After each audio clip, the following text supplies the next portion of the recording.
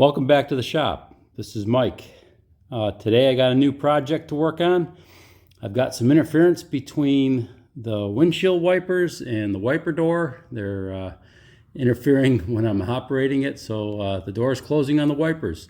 I also seem to have a bit of a issue with the alignment. You can see the nice gap here in my finger, how far up the door is relative to the grill. So I'm gonna basically take the system apart, take the door off, take the grill off. I'm gonna make sure that the windshield wipers are aligned, and then put the whole thing back together and make sure that it works. I think I've also got some issues basically with the alignment here a little bit, some of the gaps. So I'm gonna try to bring it back to factory spec. I probably got some bushings to take care of too. They're probably worn out.